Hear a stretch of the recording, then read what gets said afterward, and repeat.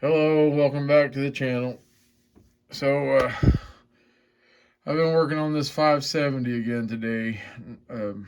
We did this engine last weekend, maybe. I don't know. A few days ago at least. So we got it up and running on the last video, and I had this American Flyer S-gauge tender, has the smoke in it, smoke units inside of it. So all we did was took the trucks, separated them, and put some American Flyer trucks between these outside pieces. The outer part of the truck, just connected it to one of these. So we got that done. Put a Marks pickup on it. And what else? I got a Marks coupler mounted on it. We'll run this a little bit and I'll pick that up and show you how I ended up doing that. I had to cut a notch in the chassis back there, work back and forth. So you can see we have the smoke tube hooked to it. And I thought I would have to drill this engine to get the smoke tube through it, but once I took the weight, I don't know if you guys are familiar with American Flyer, but they put a lot of lead weight in them. Let's see if I can get this. Yeah. So you can see it's got a lead weight right there in the front. So when I pulled that lead weight out, there was already a hole in the smokestack. So they may have had smoke in some of these. I'm not positive. And it may have been done just like this with the tender. So anyway, what I ended up doing was drilling a hole down through this lead weight, and then drilled one in from the back of the lead weight. So I screwed a regular American Flyer like smokestack piece down into it. And then the back's got a tube screwed in it.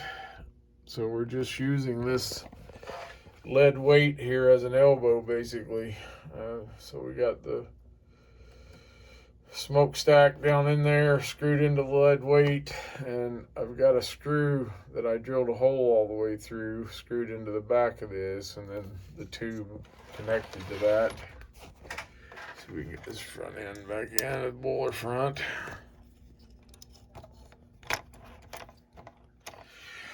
So anyway, that's what I've been working on today, and I can go ahead and show you that it's working.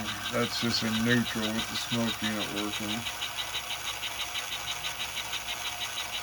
That's what's kind of cool about it. You can just let it sit there and smoke if you want. And let's see. Let's reverse.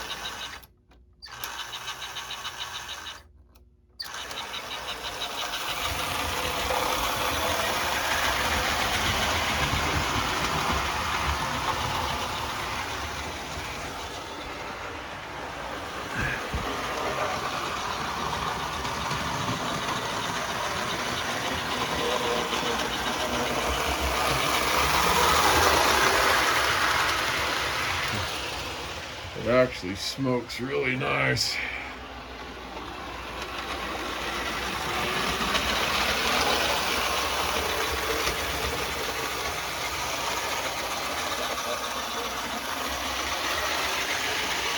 The only thing I've noticed is, I don't know if it's the pickup on that. I may have to try to figure out a roller pickup, but I don't know if that pickup's putting a lot of drag on it or what, but it takes quite a bit more power with that smoke tender. Maybe just because it's heavier, I don't know. And plus the drag, I've set it to where I barely got that pickup touching the rail.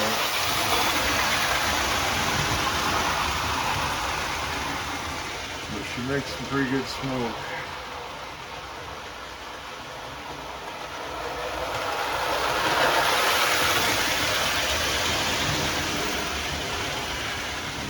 come back around.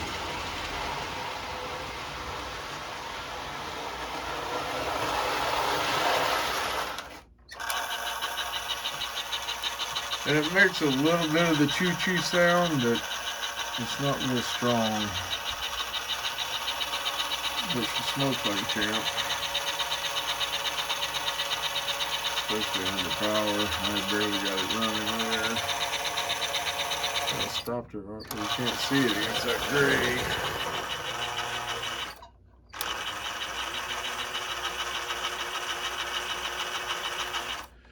So anyway, that's a project I was considering doing when I got this. It ended up working out real nice.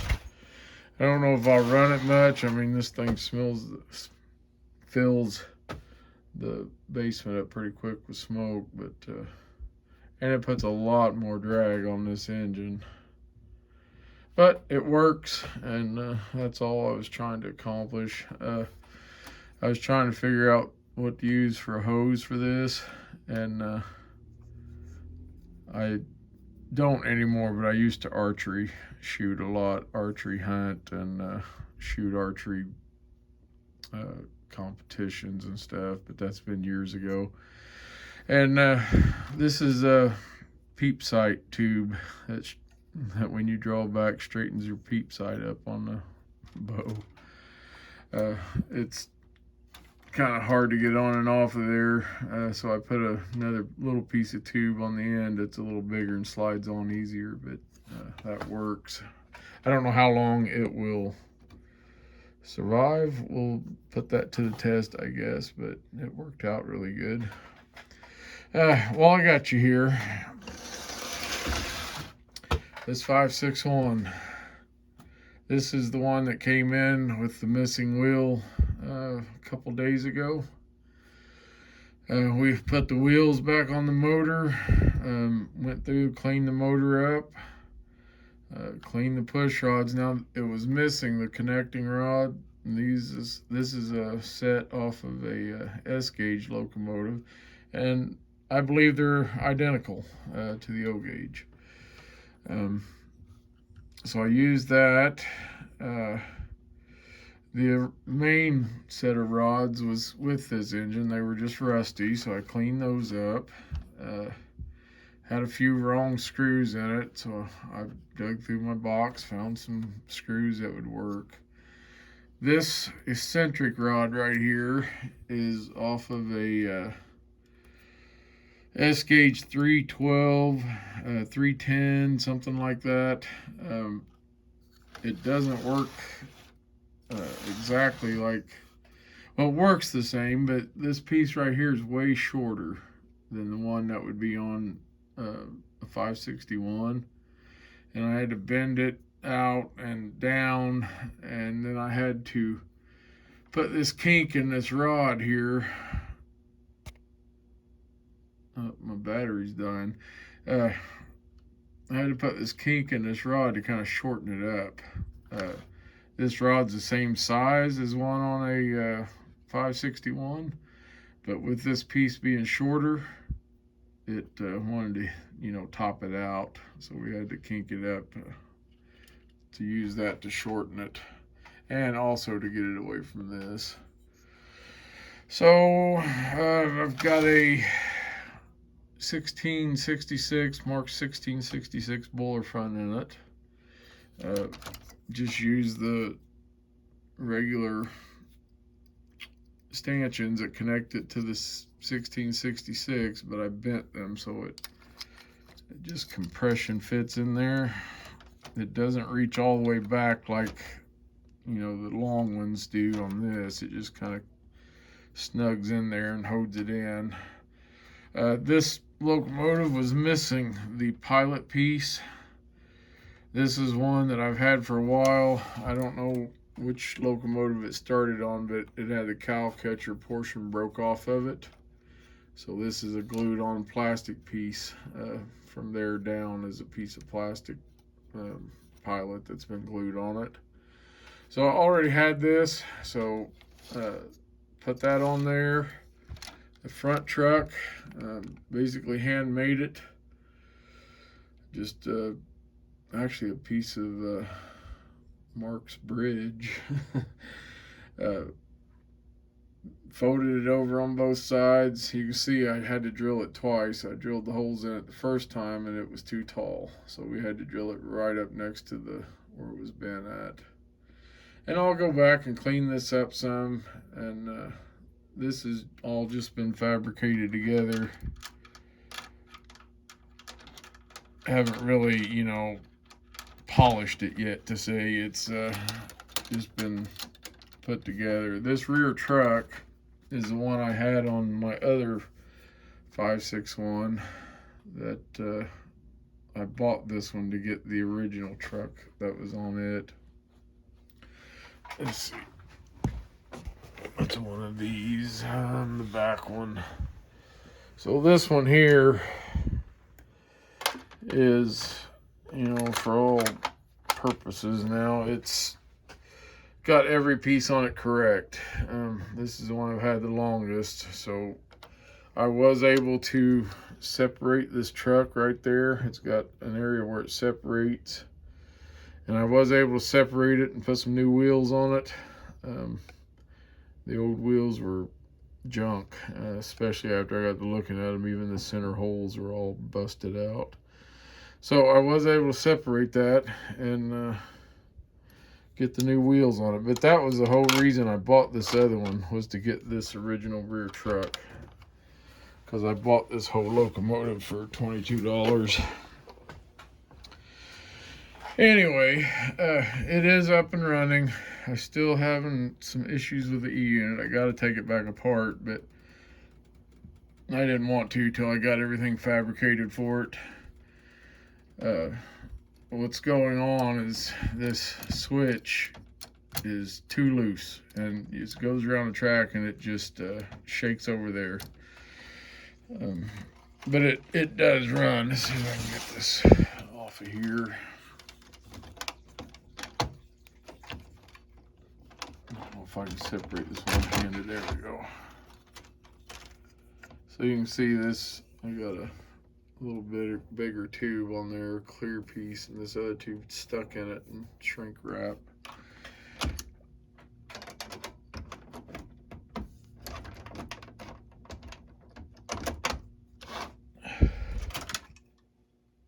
And we'll go ahead and show you that since we took it off the rail, but I shortened up Mark's pickup a little bit and used it. I'm not super thrilled with the way it's working though. It is a reproduction piece from Grossman's. Oh, and this pickup, you can see, or coupler. I ended up mounting it there. You can see the screw. I had to notch that out kind of rounded so it could work back and forth. So that one's all working pretty good now. I'm happy with it. So this one, like I said, it does work. If I can get it all on the rail. I need a tender for it. I'll use this one.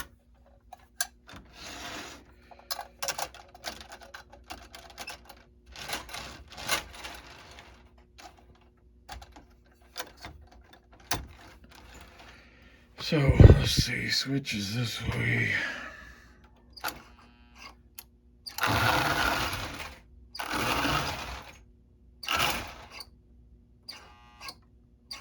The unit is still a little sticky. I cleaned the drum and the fingers. I took it apart and cleaned that, but I really neglected the mechanical portion of it, and that's where I'm having the issues at. So I will have to take this back apart.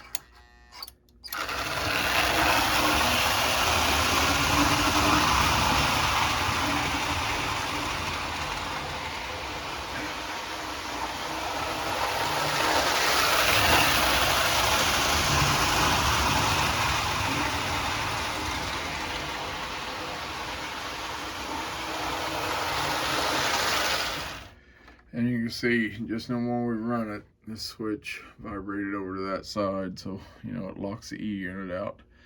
So we got to take it back apart, get that tightened up, and finish cleaning it up. I washed this off, and when I did, It kind of turned gray on me.